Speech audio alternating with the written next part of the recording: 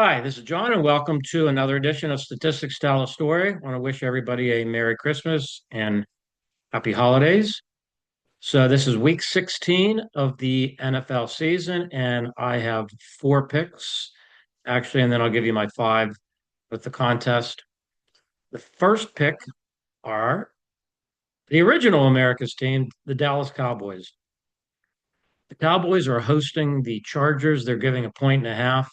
I was listening to several YouTube telecasts this week, and quite a few of the hosts or guests mentioned that they were surprised that Dallas was a favorite.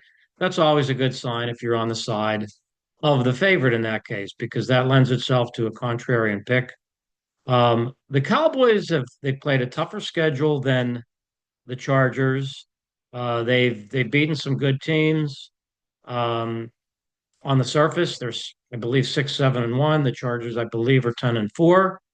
So it looks like, boy, how can Dallas be favored? If you peel back the onion a little bit, the Cowboys actually have slightly better metrics when you look at some of the advanced metrics. And I actually have my model actually has them as a 4 to 4.5 point favorite. So just giving a point and a half, that's a big difference, especially when you go through three and then four, like three and four being key numbers. So Dallas is, by the way, the Chargers, their last two games, they've beaten the two defending Super Bowl participants. I think they're also going to be a little bit emotionally flat. They're almost certainly in the playoffs. They're almost certainly not going to win the division. So, not that that makes this a meaningless game, but I think it's a letdown time. Dallas was knocked out of the playoffs, I believe, or maybe they have something like a 1% chance. But either way, I think they're still going to be playing hard, and I do like Dallas as my number one pick. Second, Giants. The Giants are, if you look, you should be able to get three at a few books. Actually, you might have to pay a little bit of a premium. I would do that. I know at one book I saw at least plus three minus 118. And I would lay up to 125 with the Giants. It's some of them are 2.5, some of them are plus 2.5, maybe even money. But very often with that, you can get plus three minus 120. I would lay up to one. What did I say? I would lay up to 120, but I think you can get minus 115. The Giants, I believe, tied a record. They blew 5 10-point leads this year. So, sometimes that's taken one of a couple different ways. The glass half empty is, they just can't finish. They can't find a way to win.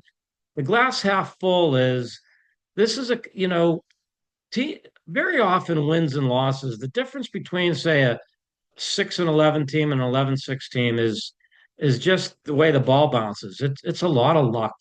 I've been in disputes with some friends regarding this, but I'm going to hold to it. It's a lot of luck. Sometimes you have a deflected ball, things like that.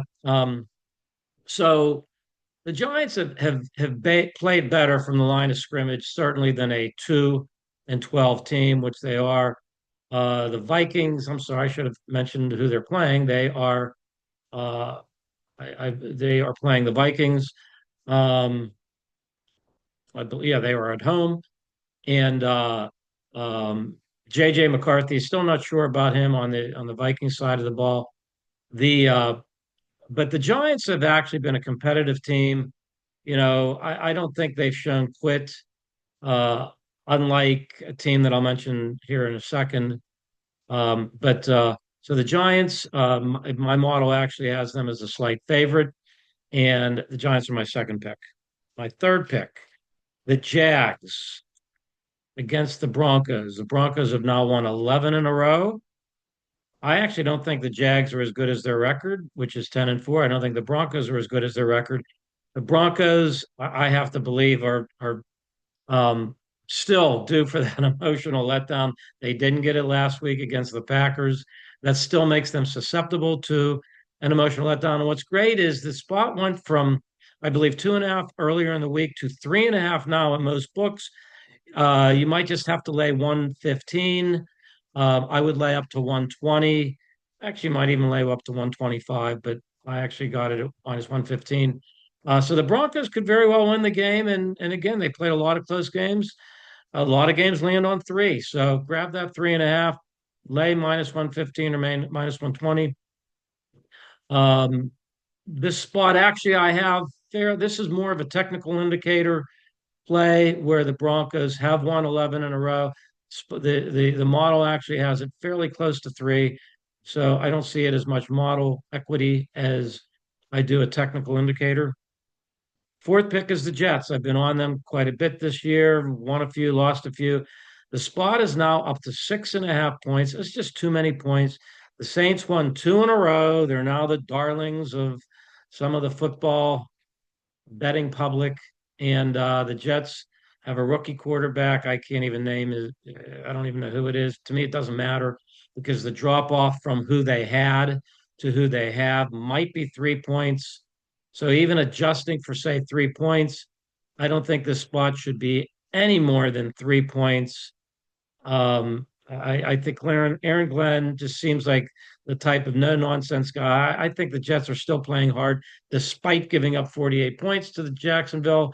Again, very often the public will kind of be they're oversensitive to one or two games. The Jets have been bad all year, but they played some close games. But it's very easy to look. Oh, look, they gave up 48 points last week. They quit. No, sometimes you give up 48 points. It doesn't mean you quit. So I'll take the 6.5 points against what's still a very below average Saints team who might be a little fat and happy after two wins with a rookie quarterback. So those are my four picks. For the record, my contest picks, Dallas is laying 1.5. The Giants are only getting 2.5 in my contest. I still like them. Jets are only getting 4.5 in my contest. Still like them. Ravens are laying 2.5. The reason that I did not put them as a selection is because I believe the spot's now up to 3.5.